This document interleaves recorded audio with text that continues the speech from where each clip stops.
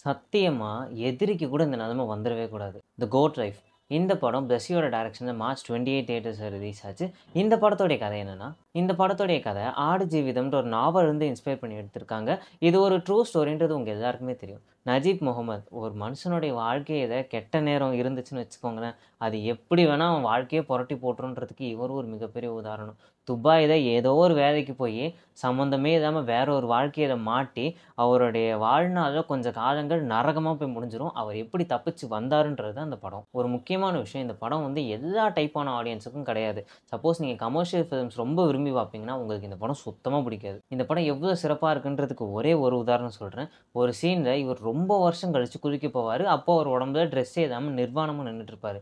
Suppose அந்த சீனை நம்ம பார்க்குறோம், இதை நம்ம ஃபேமிலியோட கூட பார்க்குறோம்னு வச்சுக்கோங்களேன், அது நமக்கு அசிங்கமாவே படாது. அந்த மனுஷனுடைய வேதனை, வலி இது எல்லாத்தையுமே நமக்குள்ள அவ்வளோ அழகா கடத்தியிருப்பாங்க. ஆனா, நான் முன்னாடியே சொன்ன மாதிரி இந்த படம் வந்து எல்லா டைப்பான ஆடியன்ஸுக்கும் கிடையாது. படம் ரொம்ப ரொம்ப மெதுவா போகும். ஆனா, அந்த ஸ்லோனஸ் தான் இந்த படத்தோடைய சிறப்பு அம்சமே. இன்டர்வலோட சேர்த்து கிட்டத்தட்ட 3 மணி நேரத்துக்கு மேல இந்த படம் போகும். ஆனா, இருந்தாலும் நீங்க கொஞ்சம் பொறுமையா உட்காந்து பார்த்தீங்கன்னா ஒர்த்தா இருக்கும். ஹாலிவுட்ல 12 இயர்ஸ் அஸ் அ ஸ்லேவ்னு ஒரு படம் ஒண்ணு இருக்கு. கிட்டத்தட்ட அதே கதை அம்சம் தான். அந்த படம் உங்களுக்கு பிடிச்சதுன்னா, இந்த படமும் உங்களுக்கு கண்டிப்பா பிடிக்கும். ஸோ நீங்க ஃப்ரீயா இருந்தீங்கன்னா, அந்த படத்த மிஸ் பண்ணாம தியேட்டர்ஸ்ல போய் ட்ரை பண்ணி பாருங்க.